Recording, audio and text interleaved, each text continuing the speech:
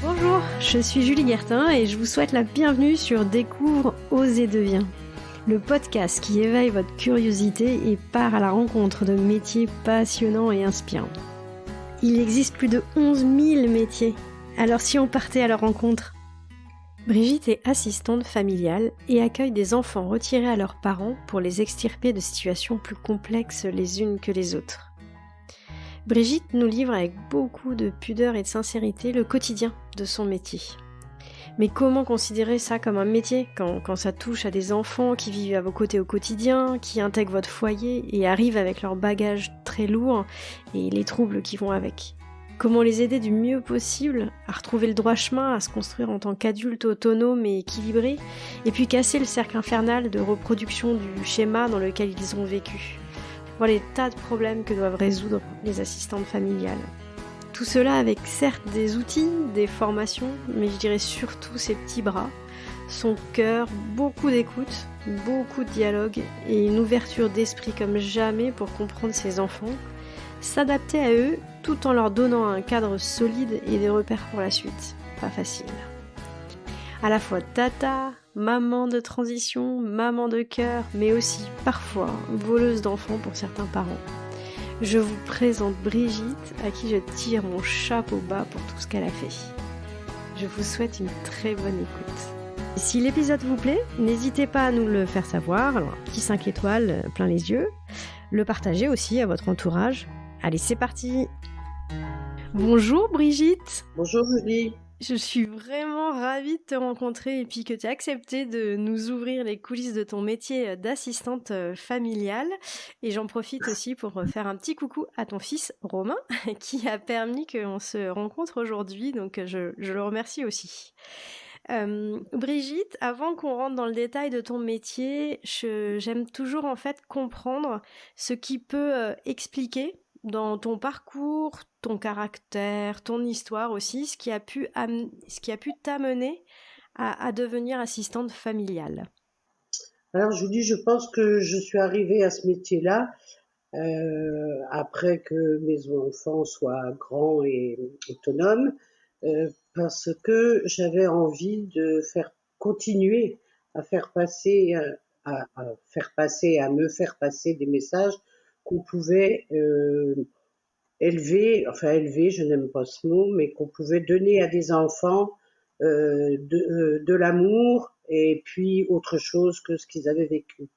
Et c'est en rencontrant une famille d'accueil que j'ai pensé que c'était bien pour moi. Et alors, une fois que tu as eu cette idée, alors quelles sont les étapes à franchir? Je crois qu'il y a des agréments, il y a des formations à suivre. Alors effectivement, il faut s'inscrire au conseil départemental de sa région. Et puis après, on nous oblige à faire une formation. Alors la formation dure 18 mois. Et elle a changé parce que moi, effectivement, ça fait plus de 20 ans que j'ai exercé, enfin, là je suis en retraite, mais j'ai exercé ce métier-là pendant 20 ans. Et il y a 20 ans, c'était un peu différent que maintenant. Bon, il n'y a pas grand-chose, mais aujourd'hui, il faut toujours faire une formation au sein du conseil départemental en rencontrant des autres familles d'accueil, des psychologues, et puis le côté aussi administratif du travail, de ce travail.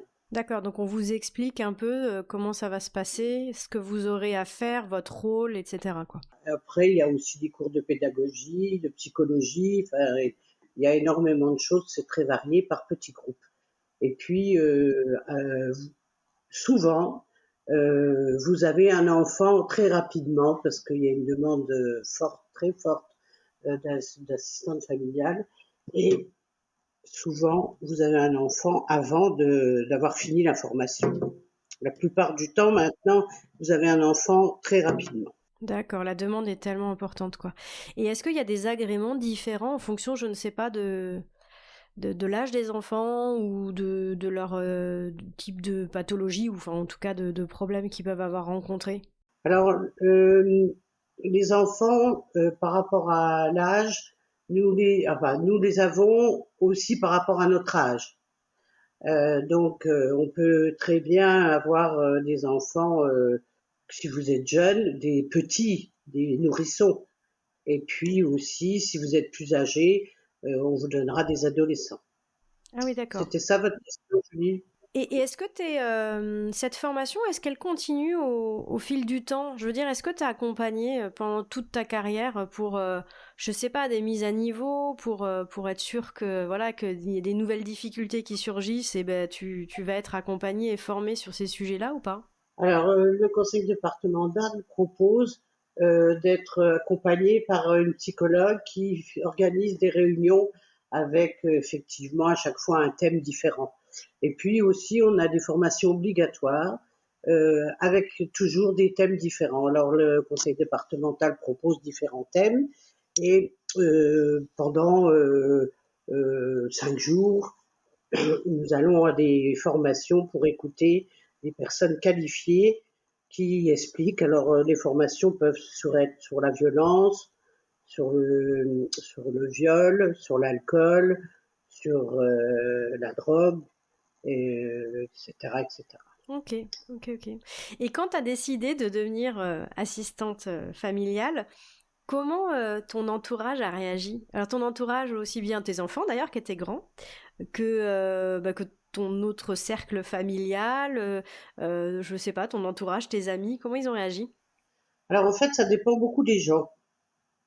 Alors, personne ne m'a rien dit, bien sûr, mais effectivement, on pouvait sentir une certaine réticence suivant les personnes.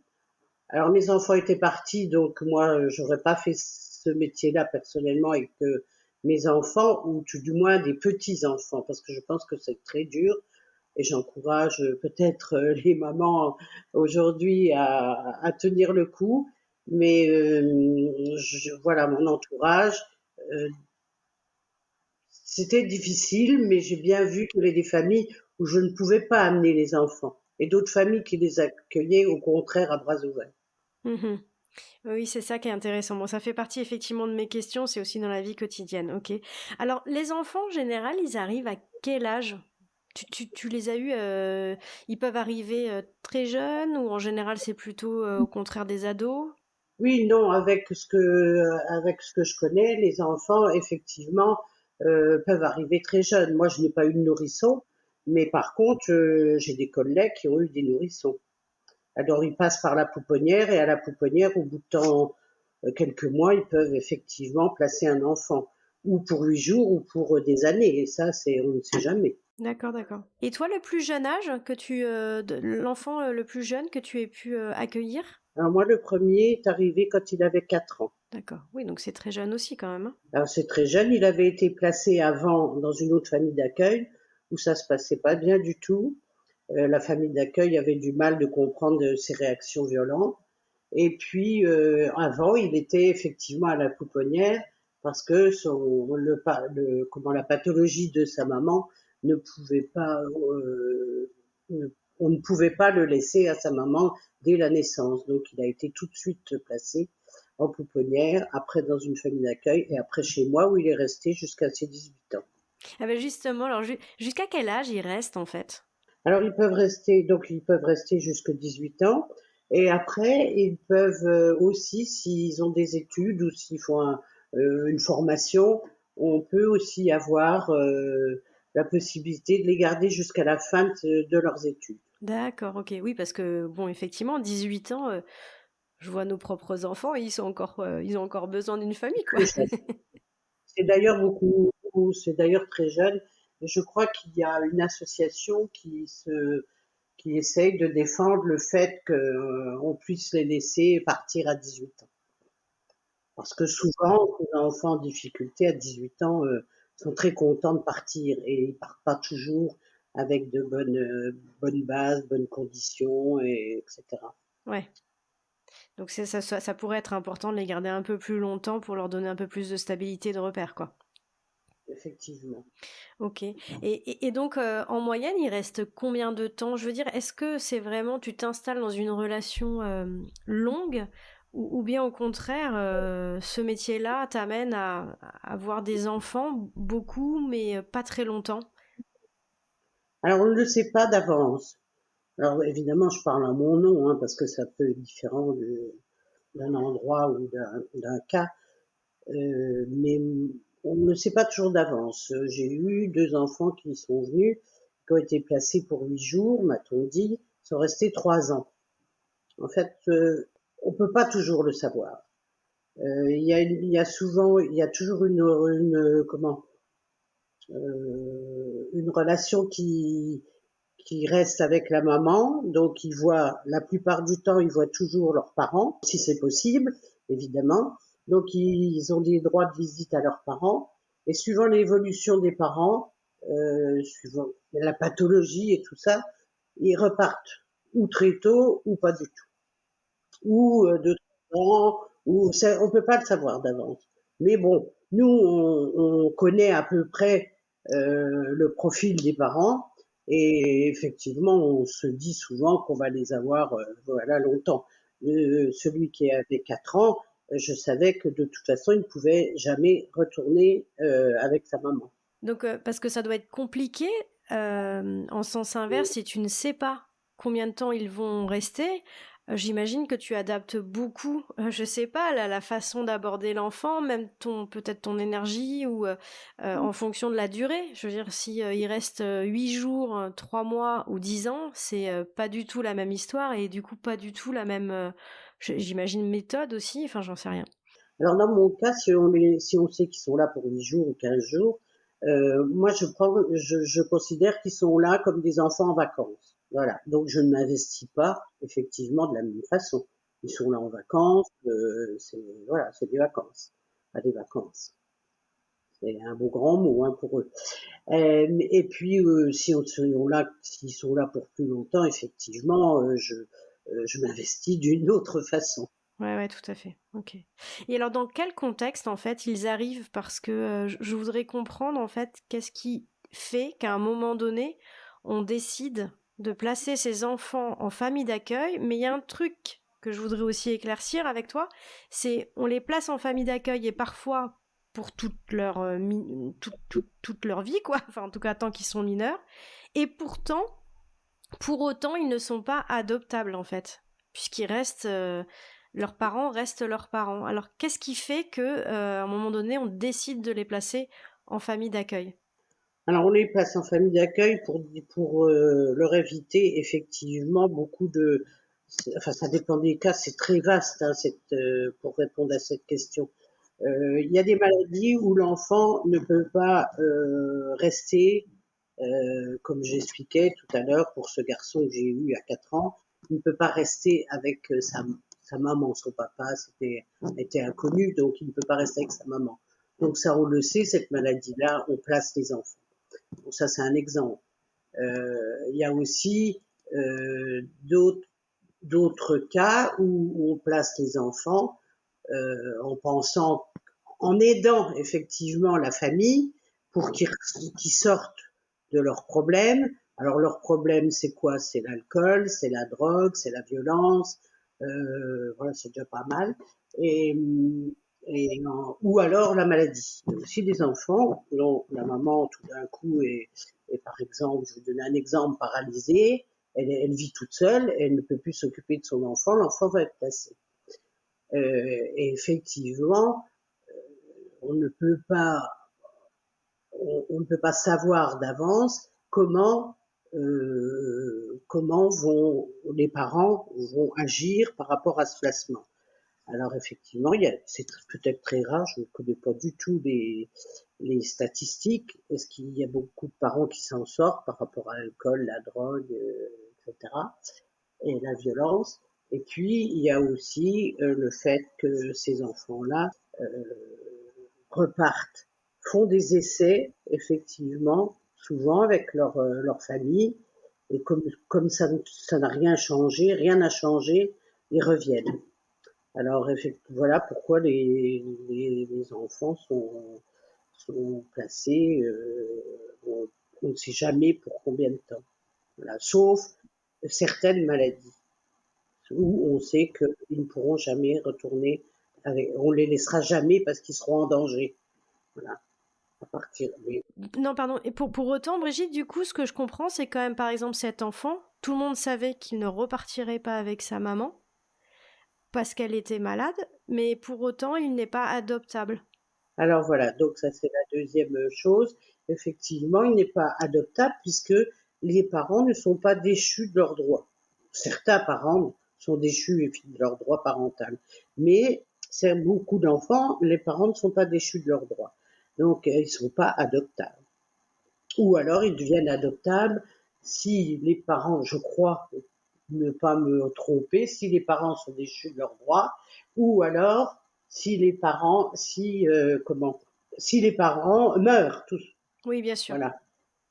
Hein, il y a des cas où effectivement, moi j'en ai deux, non, un où il a plus de famille. Voilà, ils sont tous morts. Donc effectivement, lui, il pouvait être adoptable, mais quand ses parents sont morts, il avait plus de 18 ans. Donc après, Oui, oui, il y avait plus le même enjeu, quoi. J'ai lu en fait également que certains enfants pouvaient être placés aussi en famille d'accueil et étaient en situation de handicap, oui, tout à genre fait. mental ou Effectivement, moteur. C'est le cas. voilà. Oui, c'est effectivement. En dernier placement, avant que je sois en retraite, j'ai eu une jeune fille qui a été placée à 12 ans. Elle est partie à ma retraite, elle avait 18 ans. Et elle a été placée, mais elle avait un handicap mental. Elle avait un petit handicap. Elle était placée dans une institution. Et, euh, et là, il y avait un travail intéressant avec elle, c'est d'essayer de la faire évoluer tout le temps. Et alors que, bon, j'aime pas trop critiquer les systèmes, mais alors que dans l'IME, on peut pas s'occuper d'enfants individuellement. Donc ça va beaucoup moins vite, alors qu'à la maison, elle progressait beaucoup plus vite. Oui, ouais, Voilà, mais donc ça. on peut effectivement avoir des enfants handicapés. Après, on nous force pas. Il faut savoir que on nous force jamais à prendre tel ou tel enfant. On nous propose un enfant, et si on pense que cet enfant c'est trop difficile pour nous ou trop lourd, on peut aussi expliquer qu'on n'en veut pas. Ouais, ouais, ok. Pour jamais que ne pas vous mettre vous-même en difficulté. Voilà, exactement. Parce qu'il y a aussi des familles d'accueil aussi qui donc prennent des enfants avec leurs propres enfants. Donc si vous avez des handicaps très lourds ou trop lourds ou des pathologies trop lourdes, parce qu'il faut savoir que ces enfants sont en souffrance et qu'ils sont souvent très difficiles, ils veulent aussi l'exclusivité. Donc si vous avez des enfants en bas âge, etc., et que vous passez votre temps à vous occuper de cet enfant-là qui demande énormément, effectivement, vos enfants sont en souffrance la plupart du temps. La plupart du temps. Ok. Alors, au quotidien, est-ce que tu peux nous décrire ton rôle vis-à-vis de ces enfants? Quelles sont tes actions, voilà, ou qu'est-ce que tu dois faire auprès d'eux? Je pense que c'est un choix personnel. On nous dit pas, vous devez faire ci, vous devez faire ça. Sauf que, bon, effectivement, dans la pratique, on doit les emmener chez le psy, on doit les emmener à une visite à la mère, on doit les emmener aussi bien à la visite, si la mère est en prison, à la prison, ou si le père est en prison, à la prison. On doit les emmener, effectivement, à des rencontres familiales, voir la grand-mère, voir, voilà, tout ça, ça demande beaucoup de temps. Mais au-delà de ça, au quotidien, tu les gardes aussi, quoi. Donc ça veut dire que tu es aussi, comme tu as fait avec tes propres enfants, l'école, les devoirs, les dîners. Tout à fait. Comme avec ses propres enfants, effectivement. Et est-ce que il y a aussi des notions d'action administrative ou juridique, par exemple, que tu dois être amené à faire, en fait? Alors, quand j'ai débuté, c'était tout sur papier. Alors, ils demandent toujours des autorisations pour tout, parce qu'ils partent du principe où l'enfant est assuré par le conseil départemental. Donc, on ne doit pas, on a des règles. On doit les emmener dans notre voiture. On ne doit pas les mettre dans des autres voitures. Alors ça, c'est, voilà, hein, c'est une généralité, mais bon, effectivement, on peut pas toujours respecter ça. mais ils partent du principe qu'ils sont assurés pour un placement dans une famille. Alors si par exemple ils veulent aller faire une soirée pyjama chez la voisine, ça devient compliqué. Il faut faire un papier, il faut prévenir l'éducatrice. Il y a des démarches administratives. Alors aujourd'hui, tout se fait sur l'ordi. Alors c'est bien, tant mieux, mais il faut quand même un certain temps pour demander plein de choses. Vous êtes dans le métier par rapport à ce qu'on gagne. Il y a aussi des, des kilomètres. Il faut marquer ses kilomètres. Si vous emmenez un enfant voir sa maman, il faut marquer vos kilomètres. L'aller-retour, voilà, le jour, etc. Bon, il faut le rentrer sur l'ordi aujourd'hui. Il faut marquer s'il va chez le psy, vous êtes remboursé de vos kilomètres. S'il va en colonie, il faut faire des papiers pour la colonie. En fait, il y a quand même pas mal d'administratifs, surtout si vous avez 3 enfants. Si vous en avez qu'un, ça va peut-être plus vite, mais si vous en avez 3, c'est aussi une charge, oui. Ouais, ça multiplie tout par 3, quoi. Et effectivement, j'avais pas en tête toute cette partie administrative, mais justement, j'avais une question par rapport à ça. Quel statut tu as? Parce que chaque jour, nous, en tant que parents, vis-à-vis de nos enfants, on signe un bulletin scolaire, on signe un mot du prof. S'il doit être hospitalisé, on signe une décharge. Tu vois, il y a beaucoup, beaucoup de choses. Je sais pas, tu refais les papiers de carte d'identité, tu dois signer en tant que tuteur. Donc, comment toi, quelle est ta place par rapport à tout ça? Parce que ce sont des actions au quotidien que tu dois mener. Alors normalement, j'ai bien dit normalement, nous n'avons pas l'autorisation puisque les parents ont leurs droits, ils ne sont pas déchus de leurs droits, donc nous n'avons aucun droit de signer à leur place. Alors, je peux peut-être m'avancer en disant que moi j'ai souvent signé, j'étais dans l'illégalité, parce que c'était, je dis pas urgent, mais quand on vous demande de signer un papier pour l'école et que voilà, la mère est pas disponible, qu'il faut appeler l'éduc, qu'il faut attendre 8 jours, etc. C'est souvent trop long. Donc pour les écoles, moi la plupart du temps, je signais. Voilà. Mais autrement, non, pour tout le reste, que ce soit les cartes d'identité, que ce soit la demande pour aller en colonie, il faut que la mère soit d'accord. Alors, je parle souvent de la mère, hein, ou le père, hein, effectivement, le père ou la mère soit d'accord. Et puis, ça nous demande, et aussi, comme vous dites, de l'énergie et du travail, oui, c'est certain. Ça, je veux bien croire. Ça, ouais, ouais. Et alors, donc ils font partie quand même de la famille, hein, parce qu'au quotidien, ils vivent avec toi. Jusqu'où va, en fait, cette place dans la famille? Je veux dire, est-ce que, par exemple, quand tu pars en vacances, est-ce que ces enfants-là partaient en vacances en même temps que toi? Est-ce que tu es invité effectivement à dîner? Tu nous en as un peu parlé tout à l'heure, en week-end. Je sais pas. Est-ce que les enfants viennent avec ces enfants-là viennent avec toi? Non, moi, j'ai toujours voulu non pas penser que j'allais faire comme mes enfants, mais si quand même, qui faisaient partie de la famille, et je ne pouvais pas dire moi je fais ça et eux c'est pas possible qu'ils nous qu'ils nous voient et qu'ils nous voient partir et qu'on les emmène pas. Donc moi je les ai toujours emmenés en vacances. Alors peut-être pas au niveau de l'adolescence parce qu'ils étaient c'était des périodes très très compliquées, très dures, mais autrement je les ai toujours emmenés en vacances. Mais aujourd'hui le métier a aussi évolué. Je pense que les jeunes mamans, elles voient le métier différemment. C'est un travail où on n'est pas obligé de les emmener en vacances, où on peut les mettre dans d'autres familles d'accueil. Et aujourd'hui, je crois hein, que les familles d'accueil sont obligées de prendre des vacances. Par exemple, j'ai une jeune maman qui a repris Marie, une jeune fille que j'avais qui s'appelait Marie parce que justement, elle est en retraite.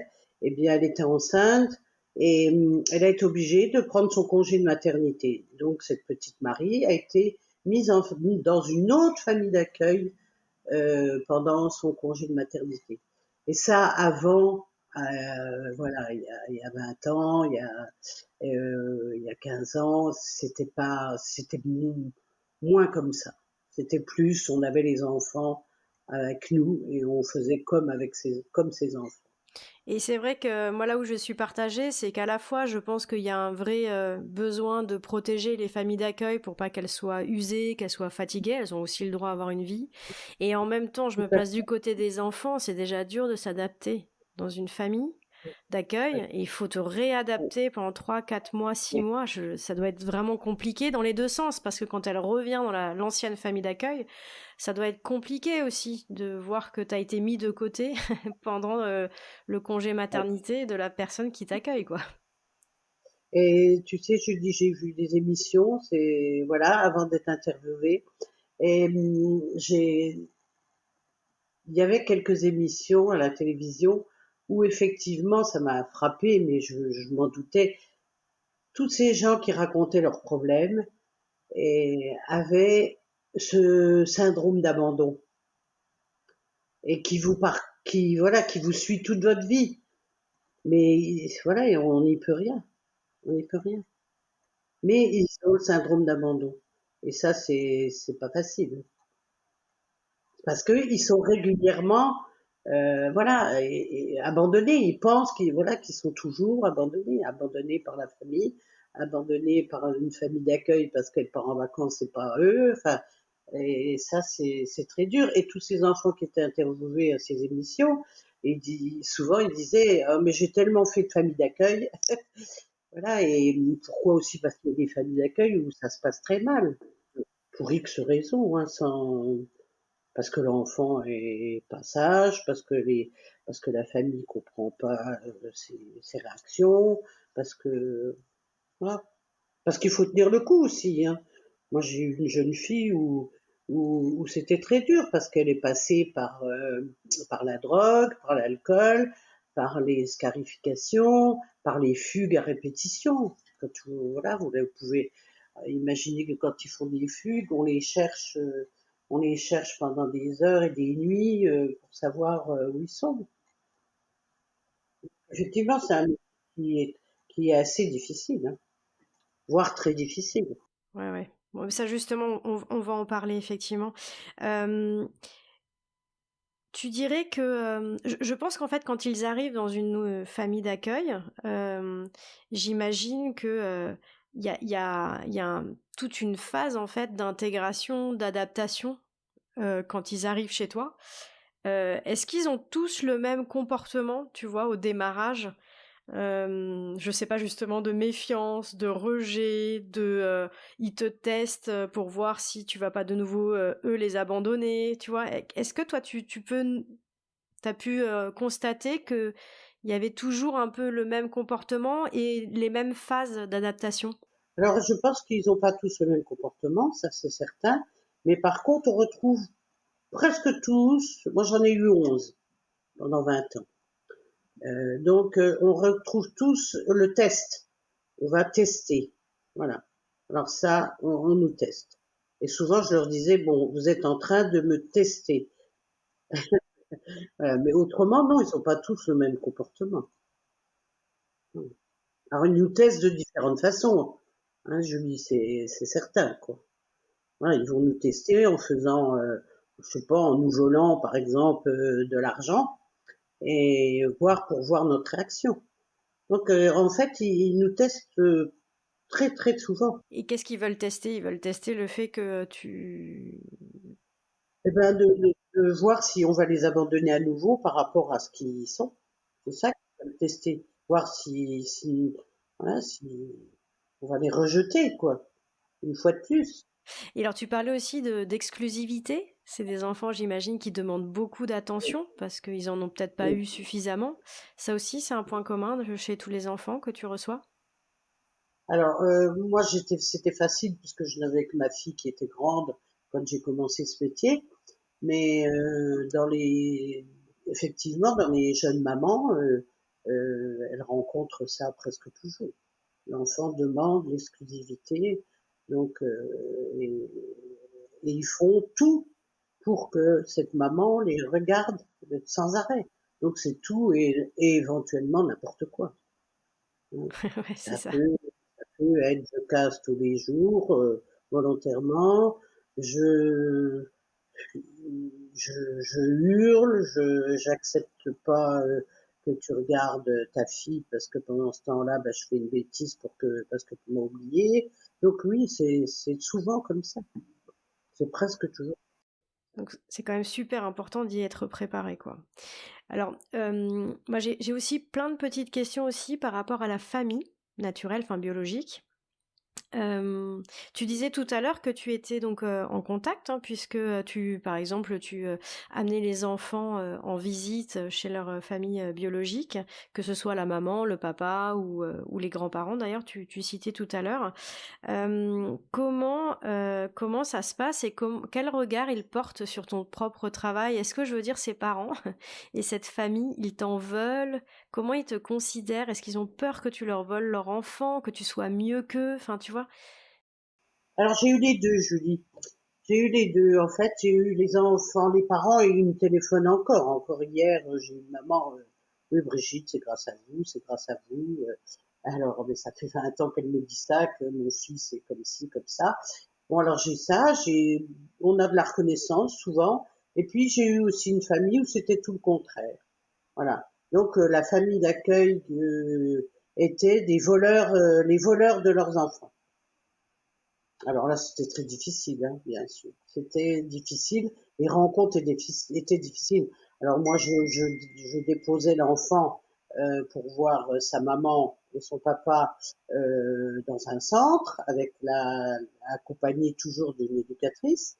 Et puis, on m'avait prévenu, surtout bonjour, au revoir, et c'est tout, parce que là, c'est autrement, c'était pas possible.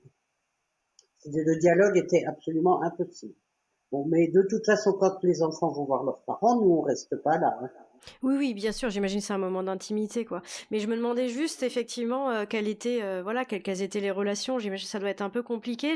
J'ai pu lire aussi des articles où, comme ils ont un droit, en fait, sur beaucoup de choses, puisqu'ils ont encore ils sont encore tuteurs en fait mais ça va assez loin quoi. J'ai vu qu'en fait par exemple tu n'as pas le droit de modifier on va dire l'apparence de l'enfant donc ce qui signifie très concrètement que par exemple si tu dois les emmener chez le coiffeur potentiellement les parents peuvent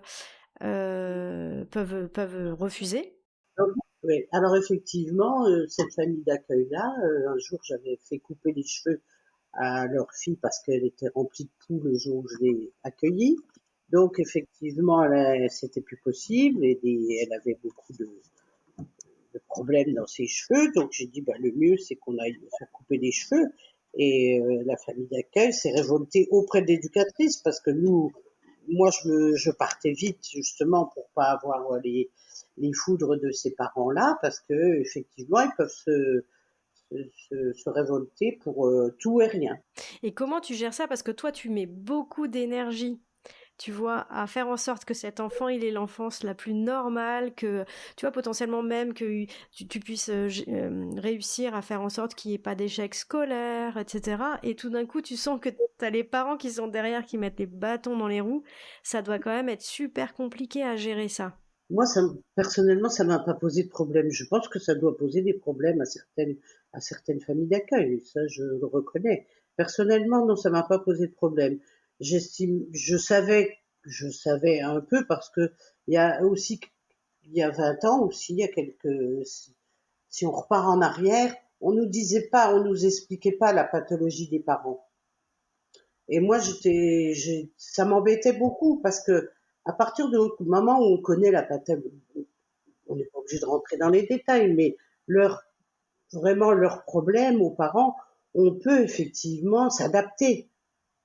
Mais c'était assez caché, c'était assez. Alors effectivement, bon, si on connaissait pas la pathologie, bon, on se disait mais qu'est-ce qui se passe? Pourquoi ci, pourquoi ça? Mais il faut savoir que quand on déposait l'enfant et qu'on avait, oui, l'éducatrice nous disait attention, Brigitte, il va falloir faire attention parce qu'il aurait fallu demander aux parents. Voilà, ces parents-là sont très procéduriers, donc il faut faire vraiment attention et respecter les règles. Bon, voilà, bon, je respectais les règles, mais c'est tout. Mais ça ne me, posait pas vraiment de soucis, quoi. Bah, tu vois, moi, je trouve que ça rejoint une question que je me suis posée, c'est comment tu gères, en fait, la distance vis-à-vis de ces enfants, parce que tu dois à la fois t'investir énormément, sinon tu ferais pas ce métier, et en même temps, tu peux pas tout contrôler, parce que justement, ces enfants-là, ils ont une histoire, une famille, et c'est cette juste distance, je trouve, qui doit être super compliquée, cette juste distance, et puis ce niveau d'investissement, parce que tu dois pas non plus te laisser complètement embarquer dans leur histoire, parce que toi, tu dois rester forte pour les autres enfants, pour toi-même. Donc, je trouve que moi, c'est un point qui me questionne beaucoup. Oui, effectivement. Alors donc, comment gérer ça? Alors, quand on est novice dans le métier, on voit pas les mêmes choses qu'au bout de quelques années, hein, c'est certain. Comme dans tout métier, je pense aussi. Mais je sais il y avait des enfants avec lesquels je pouvais m'investir et puis avec d'autres pas. Et leur faire comprendre que j'étais toujours là pour eux, mais pas en tant que maman, puisqu'ils avaient leur maman. Voilà. Mais en tant que personne qui était disponible et qui pouvait effectivement faire tout le chemin avec eux, ce chemin difficile. Mais bon, c'est pas toujours possible. Je dis, je pense qu'il y a des familles d'accueil où c'est pas, où ils gèrent pas de cette matière-là. Moi, j'avais envie de le faire pour X raisons par rapport à mon enfance, par rapport à mon écoute, par rapport voilà, à ce que je suis, tout simplement. J'avais envie de le faire, j'avais envie de m'investir, j'avais envie de comprendre, j'avais envie de savoir. Mais et voilà pourquoi je l'ai fait pour certains enfants, mais j'ai pas pu le faire pour tous. Il y a des enfants où je savais que c'était déjà ou peine perdue, ou des enfants où ça n'avait aucun intérêt parce que ça changerait rien mon investissement. Mais je l'ai quand même fait d'une façon ou d'une autre mon investissement. Hein, de toute façon, bon, je l'ai fait pour. On sait aussi que les enfants qui sont placés souvent sont en échec scolaire. Effectivement, ils étaient, quand je les ai eus, tous en échec scolaire. Donc, on a su aussi avec mon mari comprendre avec qui on pouvait s'investir par rapport à l'école, savoir avec qui on pouvait s'investir. Et on l'a fait. Mais sur 11, il y en a un seul qui a qui a suivi enfin qui a suivi, qui a participé ou qui a accepté tout simplement notre aide. Voilà. Lui, bon, voilà, il a eu le bac, il a eu un BTS. Alors maintenant, il travaille dans une banque à Paris. Donc effectivement, mais c'est très rare. Leur histoire est tellement dure, tellement compliquée qu'elle leur investit complètement leur tête. Mais c'est super important ce que tu dis, Brigitte, parce que je pense qu'on peut aussi faire ce métier-là avec l'impression qu'on va sauver le monde. Et, Oui, et je pense que, enfin, quand je dis sauver le monde, c'est sauver les enfants, mais tu vois, vraiment, avec beaucoup de volonté, hein, quand je dis ça, mais aussi peut-être sûrement beaucoup de naïveté. Et en fait, je pense que si tu intègres pas cette notion d'échec, c'est-à-dire que tu ne peux pas tout faire non, pour sauver ces enfants, je pense que non, c'est hyper salvateur, mais c'est essentiel. oui. On sait normalement avec qui, jusqu'où on pourra aller. Ok. Et vis-à-vis de ces enfants, Brigitte, en fait, t'as quelle place? Tu vois, alors c'est tout bête, mais ils t'appellent comment? Alors, moi, c'est Bribri. La plupart des enfants m'appellent Bribri. Voilà, alors bah, j'en ai deux, trois qui m'appellent tout le temps, deux fois par jour, qui viennent, qui téléphone en disant mais Bribri, j'ai besoin de toi, t'es ma maman voilà, parce que celui qui est orphelin, mais j'ai plus que vous. Des cris de désespoir, j'ai plus que vous. T'es ma maman, j'ai besoin de toi, aide-moi, enfin, etc. Et il téléphone toujours, ou il met un message en mettant ma bribri. Voilà, alors ça, c'est parce que ben, il a besoin de nous. Alors il a 27 ans, hein. 27 ans, mais il a tout le temps besoin de nous. C'est-à-dire besoin de nous, ils savent. Moi, je leur ai dit qu'ils avaient besoin de nous, mais que c'était pas pour que je leur donne des bidets. C'était pour qu'on leur donne des conseils, c'était pour qu'on les aide à des démarches, c'était pour qu'éventuellement, on les accueille à nouveau s'ils étaient, voilà, s'ils avaient des difficultés, mais qu'on n'acceptait pas certaines, voilà, s'ils continuent à rester dans, comment on pourrait appeler ça, je dis, à rester des enfants qui cherchent pas à s'en sortir. Effectivement, il y a un moment où, voilà, on va pas. Ouais, t'es pas censé. Oui, ton rôle, c'est pas de les assister à vie, c'est de les rendre autonomes et d'être là pour eux, pour gérer les virages, quoi. Voilà, et on est là pour eux, pour avoir des liens affectifs en premier, et après les aider. Il y en a un, il veut faire une formation commerciale, on va l'aider à trouver, voilà, un stage, on va l'aider à faire des papiers, on va l'aider, etc. Bon, il y en a une autre, elle a besoin de parler, comme ça va pas, elle va m'appeler pendant des heures à n'importe quelle heure, voilà. Donc elle va parler, elle va parler, elle va parler. Allô, allô, SOS Brigitte, quoi. Allô, SOS Brubry, et puis quand je sais que au bout d'un certain temps, mais souvent ça met 1 an, 2 ans, ce que je lui demande de faire, d'aller voir un psychologue, un psychiatre, tout le temps, parce qu'ils auront toujours besoin de cette démarche, et ben elle va m'écouter au bout de 2 ans. Je me dis, ah, ouf, elle m'a écouté, c'est bien, c'est super. Voilà, c'est ça que j'ai envie de faire. Et puis il y a des enfants, non, c'est pas possible. Il y en a une, elle vient de me rappeler, elle a trouvé évidemment par les réseaux sociaux comment m'appeler, et elle avait envie de me revoir alors que ça fait des années que je suis pas vue. Voilà, elle avait envie de me dire qu'elle avait un beau parcours, qu'elle s'en était sortie, et qu'elle allait bien, qu'elle avait un mari, et puis qu'elle avait un enfant. J'ai trouvé ça génial.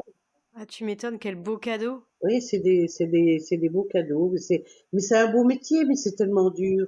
Et les enfants, quand ils arrivent, Brigitte, est-ce que quelle relation ils ont? Enfin, moi, je me posais la question s'il n'y avait pas aussi une phase où ils pouvaient te détester parce que avec un conflit de loyauté vis-à-vis de leurs parents. En gros, t'es celle qui, mais de quel droit en fait tu m'as quelque part arraché à mes parents, tu vois? Enfin, et puis de toute façon, t'es pas ma mère, je préfère ma mère elle est mieux, enfin, tu vois? J'ai jamais eu un enfant qui m'a dit ça. Parce que moi d'emblée aussi je leur disais, je suis pas ta mère, et si tu t'en prends à moi, je suis pas la bonne cible. Alors je crois qu'ils avaient bien compris voilà quelle était ma place, et que moi je voulais rien du tout. J'étais là pour effectivement pour au contraire les aider à vivre ces années difficiles. Parce que faut quand même savoir que chaque enfant dit et redit et dira toujours, ma mère c'est ma mère, mon père c'est mon père. Enfin, il y a les deux, mais c'est souvent la mère, effectivement. Et quand ils te posent des questions par rapport à leurs parents, parce que je trouve que c'est aussi compliqué de savoir, j'imagine que toi ton rôle c'est quand même de leur donner des repères de ce qui est normal, de ce qu'ils doivent attendre aussi d'un parent. Ils te posent des questions, tu peux pas leur dire oui c'est normal que d'avoir été battu. Donc et en même temps j'imagine que tu dois pas être dans le jugement de cette famille, Ah oui, hyper compliqué. c'est effectivement difficile.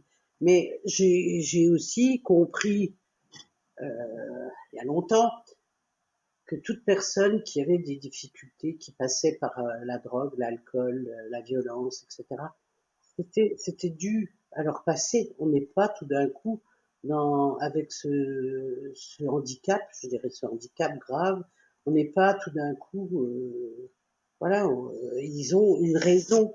Alors effectivement, ça n'excuse pas tout ça, mais tout le monde ne peut pas s'en sortir par rapport à leur vécu. C'est pas possible. C'est absolument impossible. Tout le monde n'est pas dans la résilience. Et tout le monde, voilà, n'a pas la chance. J'ai rencontré un psychiatre tout à fait par hasard en allant boire un thé la semaine dernière, avec qui j'ai beaucoup discuté, un psychiatre en retraite, mais il dit les enfants qui peuvent parler de leur souffrance, qui peuvent voilà dire les choses, c'est ça qui les sauve. Donc, à partir du moment où, dans leur famille, il y avait pas de dialogue, c'était pas possible, il y avait pas tout ça. Dans les foyers, il n'y a pas tout ça, où c'est très compliqué. Parce qu'effectivement, les éducateurs du foyer, ils en ont tellement à s'occuper que voilà, c'est pas possible. Alors, et ce dialogue qu'ils ont dans les familles d'accueil, en espérant que ce soit souvent comme ça, et ben quelque part, ça peut les sauver. C'est l'amour qu'on leur donne, même si c'est pas celui de la mère. Mais ça, moi, je leur expliquais. Je pense qu'en fait aussi vous êtes des repères en fait. Ça, c'est certain. Et alors, donc ces enfants-là restent un certain nombre de temps, des mois, des années. Le départ, ça doit être compliqué aussi, non? Pour toi aussi, pour eux d'ailleurs aussi, mais Alors, le départ, bah, souvent, quand ils veulent partir à 18 ans, parce qu'ils se disent, oh là là, la liberté, tant mieux, on va faire ce qu'on veut, on va ci, on va ça. Eux, ils partent peut-être assez facilement. Moi, pas trop, parce que justement parce que je gardais des liens avec ceux qui voulaient. Donc comme j'ai toujours des liens avec ceux qui voulaient pas, bah tant pis. Et puis ceux qui voulaient pas, bah souvent c'est aussi j'ai pas envie d'avoir de lien, je le dis franchement, parce qu'ils ont continué à reproduire ce qu'ils ont vécu. Et ça je le sais. Donc comme ils reproduisent où ils sont dans l'alcool, dans la drogue, dans la violence, dans le viol, etc., etc. Je j'ai pas envie de continuer des liens, donc je n'étais pas, voilà, je ne suis pas spécialement triste de tout ça, même si on n'y est pas arrivé, on n'est pas, c'est pas du 100% ce qu'on fait. ouais, bah justement, c'est une bonne transition. Euh, Est-ce que tu t'es déjà senti dépassé par un enfant? C'est-à-dire vraiment pas en capacité de pouvoir l'aider et même toi te sentir pas en danger physiquement, tu vois, mais en danger en tout cas de te dire là, il me déstabilise. Ah, mais physiquement, ça existe aussi, hein, souvent. Oui. C'est-à-dire que quand un enfant est pas d'accord ou se rebelle, il est capable de. Moi, j'ai eu un coup de poing, par exemple. Bon, ben, il est capable d'être violent, hein. Ouais, ouais. Alors, je me suis sentie dépassée avec la jeune fille qui avait ses parents qui étaient contre les familles d'accueil. Parce qu'elle était régulièrement, comme elle voyait ses parents toutes les semaines, elle était régulièrement remontée par ses parents qui lui disaient tu as qu'à faire ça, tu as qu'à faire ça, comme ça, ils t'enlèveront de la famille d'accueil. Ils étaient à la limite, ils étaient pour les foyers, mais surtout pas les familles d'accueil. Parce que c'était sûrement un couple qui avait l'impression qu'on leur volait leurs enfants, quoi. Et je pense que c'était pour ça. Mais alors effectivement, avec cette jeune fille qui m'en a fait voir de toutes les couleurs, je pense que j'étais dépassée et je me suis dit bon voilà, je peux rien faire. Et je me suis même demandé si j'allais pas la renvoyer tellement c'était difficile. Un jour, elle avait fait une grosse bêtise. Je suis arrivée, je lui ai donné une tape, j'ai bien dit sur la main. Mais comme elle était remontée par la famille, on n'a pas le droit de taper les enfants. Ben non, on n'a pas le droit de les taper. C'est une chose qui ne se fait plus. Et une tape sur la main non plus. Ses parents lui avaient dit si un jour t'es tapé, tu appelles les gendarmes, et c'est ce qu'elle a fait. Donc elle a appelé les gendarmes parce que elle avait eu une petite tape sur la main. Donc elle a dit aux gendarmes qu'elle était battue. Donc à partir de là, il y a une enquête, il y a plein de choses très compliquées. Et à partir de là, elle est partie en foyer. Mais nous, on peut nous enlever notre agrément. Alors heureusement, comme c'est fréquent ce genre de choses, effectivement, ils nous enlèvent pas l'agrément. Alors ils questionnent, les gendarmes questionnent les autres enfants, les gendarmes questionnent le mari, voilà, vous êtes suspendu pendant 8 jours. Enfin, mais c'est des choses qui sont difficiles, qui vous révoltent par rapport à un enfant. Mais à la fois, moi, j'ai toujours fait comme ça dans ma tête. J'ai toujours excusé. Voilà, pas de sa faute à cette gamine. Voilà. Mais du coup, ça nécessite d'être super solide dans sa tête. Et donc, ça veut dire qu'il faut faire tout ça sans attendre de retour. Ah non, surtout pas attendre de retour, surtout pas. Bah, quand les enfants réagissent mal, on se dit, bah oui, voilà. Mais on fait pareil avec nos enfants, on dit, avec tout ce que j'ai fait pour eux, je comprends pas. Bah oui, on va le faire, hein, on va le faire avec, non, je dis, on va le faire avec tous ceux qu'on aime, avec tous ceux à qui on donne quelque chose. Donc voilà, c'est comme ça. Alors là, on parlait d'échecs, mais à l'inverse, est-ce que tu peux nous raconter, toi, un très beau souvenir ou quelque chose où tu te dis, mais là, franchement, chouette, j'ai pas fait tout ça pour rien. Ben, effectivement, des bons souvenirs, j'en ai quelques-uns avec tous ceux qui reviennent et j'ai pas fait tout ça pour rien parce que quelque part, je sais, même avec ceux que je ne vois plus, par exemple avec cette jeune fille qui a appelé les gendarmes, c'est quand même pas rien de faire ça. Elle par les réseaux sociaux, elle demande ce que l'on devient et elle demande des nouvelles des animaux, voilà, auxquels elle était très attachée. Et je me dis, quelque part, elle a des restes dans sa vie d'adulte, puisque maintenant elle est adulte et qu'elle vit sa vie en dehors de sa famille d'ailleurs, parce que effectivement, elle a été vérifiée si elle serait bien dans sa famille, mais ça n'a pas marché. Donc, alors qu'elle est adulte et puis qu'elle travaille, enfin, de temps en temps, eh bien, elle s'est rendue compte que ça n'irait pas dans sa famille. Alors, elle demande aux autres qui viennent ici, comment ça se passe, où est cet animal-là, est-ce que celui-là est encore vivant? Elle demande, elle dit, ah oui, je sais que j'aurais fait du mal, ah oui, je pense qu'ils me pardonneront jamais. Voilà, donc quelque part, c'est ça qui fait plaisir aussi, c'est que non seulement ils s'en sortent, le plus dur c'est quand on n'arrive pas à ce qui, enfin pour moi, hein, je parle à mon nom, hein, je parle pas au nom des autres. Le plus dur pour moi c'est quand on n'arrive pas à ce qui il faut pas qu'ils reproduisent. Alors on se dit là on a, bon, là on n'a pas su, on n'a pas pu, mais il y a vraiment des bons souvenirs avec tous, des moments où on a senti qu'on leur apportait quelque chose.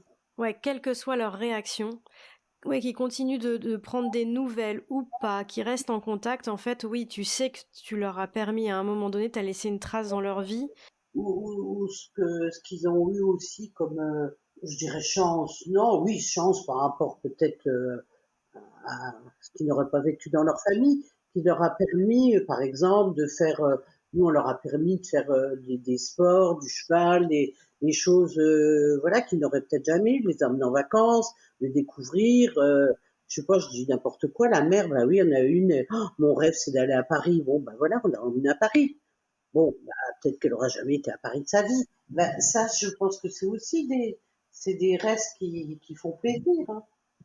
Et puis moi, je me dis aussi qu'il y a une valeur d'exemple aussi. Quelque part, je pense qu'ils devaient te voir vivre avec ta propre famille, ton mari, tes enfants. Et je pense aussi que c'est important pour eux d'observer comment une cellule familiale fonctionne quand tout se passe normalement. Rien Tout que à ça, fait, je pense que c'est important. tout à fait. Oui, oui. Parce que l'exemple, ben, effectivement, moi je leur disais, ben, écoute, tu vois, dans notre famille, tu ne nous entends pas, c'est possible, tu nous entends pas se battre, tu nous entends pas faire des histoires, tu nous entends pas, il n'y a pas de violence.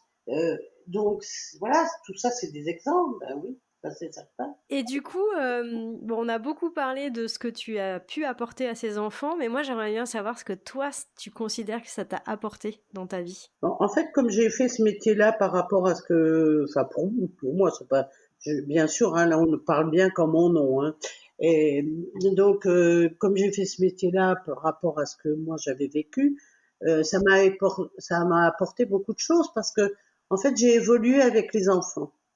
Enfin, j'ai évolué sur ma façon de réagir par rapport à ce que j'ai eu, ce que j'ai subi, et, et c'est formidable. Voilà. On a évolué, je dirais, ensemble. Et puis aussi, je les ai compris aussi par rapport à ce que j'ai vécu. Et en fait, comme moi j'ai trouvé au fur et à mesure de l'apaisement, je leur ai aussi communiqué, essayé de communiquer, de leur dire qu'il fallait qu'ils soient apaisés par rapport à leur passé. Et ça, c'est grâce à eux. Parce que si je les avais pas eus, voilà, j'aurais pas connu ça, tout simplement. Ouais, donc eux-mêmes, ils t'ont permis de grandir aussi, quoi, d'évoluer, de grandir. Tout à fait. Je sais pas si, sans eux, j'aurais grandi de la même façon. Ou j'aurais pas grandi du tout. Je sais pas. Et est-ce que ça a changé aussi ta vision de la parentalité, de la famille? Est-ce que tu, voilà, t'as une autre vision? Bah, si j'avais 20 ans aujourd'hui, Ouais. oui, mais je pense que tout être humain est comme ça. Toutes les expériences qu'on a vécues, Si on avait une deuxième vie ou si on recommençait le métier, par exemple, aujourd'hui, il y a des choses que je ferais différemment. Comme quoi? Je les protégerais un peu moins, parce que en fait, je les ai tellement protégés que c'en est un qui m'a expliqué, un garçon qui m'a expliqué ça. En fait, tu avais tellement peur qu'on fasse n'importe quoi ou des bêtises, tu t'arrangeais toujours pour qu'on sorte pas et qu'on reste toujours. Alors eux, ils disaient, ben voilà, en famille, et qu'on reste ensemble. Et c'est vrai. Alors je crois qu'effectivement, je les couvrais moins. Et ça, c'est pas toujours bon, même pour ses propres enfants, de toujours protéger. Tu dirais que c'est quoi ta plus grande fierté ou tes joies et ou tes fiertés d'avoir effectué ce métier? Ma fierté, non, je vais pas dire que c'est ma plus grande fierté. Euh, j'ai fait ça parce que non, mais voilà, bon, ma fierté, je sais pas. Ma plus grande fierté, c'est voilà qu'ils soient pas tombés aussi mal que leurs parents sont tombés. Bon, sauf vraiment, il y en a un qui a reproduit systématiquement ce qu'il avait vécu. Ça, c'est triste, mais bon, voilà. Et tu dirais que pour faire ce métier, il faut avoir quoi comme qualité? Oh, énormément de patience. Je pense que si on n'a pas de patience, on peut pas. Parce que tout de suite, tout, tout devient dramatique. Alors que si on a de la patience, on passe par le dialogue et c'est complètement différent. Et on Effectivement, dramatise. ce que j'ai pu lire, c'est effectivement avoir aussi beaucoup de qualité de communication, de sens de l'écoute. Tout à fait. Mm. Et puis je pense qu'il y a aussi ne pas vouloir s'arrêter sur un schéma, en fait. Que les enfants, ils rentrent dans ton schéma. Non, ils ont le leur avec leur propre histoire. Donc c'est aussi comprendre ce qu'ils sont pour s'adapter quand même un peu à eux, quoi. Ah ben, il faut s'adapter, oui. Il faut s'adapter à leur souffrance, qui se manifeste d'une façon ou d'une autre. C'est pour ça aussi que les formations, ben, elles sont importantes. Et puis après, ben, c'est là où je dis qu'il faut de la patience, parce que même avec une formation, est-ce qu'on peut supporter? Est-ce qu'on peut supporter? Ou est-ce qu'on doit supporter? Bon, alors après, j'imagine que vous n'êtes pas lâché dans la nature et que vous travaillez en équipe. Vous travaillez avec d'autres corps de métier, non? Des travailleurs sociaux, des psychologues, etc., hein. Alors moi, j'ai pas mal été à des stages, parce que j'aimais bien ces stages de groupe avec des psys, avec des éducateurs, etc. Au début, et puis après bon, des éducateurs sont présents ou pas présents, c'est-à-dire qu'il y en a on les voit toutes les semaines, ou il y en a bah, ils ont pas le temps hélas et on les voit beaucoup moins souvent. Mais moi ça m'a pas dérangé. Par contre j'ai des collègues qui régulièrement le moindre petit problème, mais je dis le moindre petit problème, elle appelait l'éducateur. Moi jamais, jamais. Je me sentais capable, voilà, je me sentais capable de gérer, tout simplement. Alors, on n'est pas lâché dans la nature, effectivement, mais bon, faut savoir que on n'a pas non plus comme ça tout de suite la réponse à tout et quelqu'un qui peut nous aider, hein. Euh, je te remercie énormément, Brigitte, pour tout ce que tu nous as raconté de ton métier que je trouve très noble. Est-ce que, pour terminer, tu sais, je t'avais posé une petite question sur Oui. le fait de me lancer le défi de partir à la découverte d'un autre métier. Est-ce que tu as pu y réfléchir? Alors moi, un autre métier que j'aurais bien voulu exercer, ça va te faire rire, hein, vraiment rire. C'était être cantatrice dans un opéra en tant que dans un pas soprane, hein, cantatrice avec les groupes, avec le groupe. Voilà. Ah, genre une Moi, choriste, ça, c'est ça? une cho- oui, une choriste dans un opéra. Voilà. Donc, Eh, c'est pas rigolo. mal ça. Ok, très bien. Ah, Ok, et voilà. ben en voilà un beau défi, ça me plaît énormément, donc c'est parti. Et ben Brigitte, vraiment merci beaucoup d'avoir pris tout ce temps. Je te remercie, puis je te souhaite un très très bon week-end, Brigitte. Merci toi aussi pour le week-end. J'espère sincèrement que cet épisode vous aura permis de découvrir plus en détail ce métier qu'on pense tous un peu connaître déjà, sans en avoir toujours une vision très réaliste. Si vous voulez vous assurer de ne manquer aucun épisode, n'hésitez pas à vous abonner. Et bien sûr, si vous souhaitez nous soutenir, n'oubliez pas le petit bonus 5 étoiles qui nous fait toujours plaisir. Pour me lancer le défi de dénicher un métier qui vous inspire, c'est simple, il suffit de me laisser un commentaire sur votre plateforme de podcast préférée ou sur Instagram. Je vous dis à la semaine prochaine!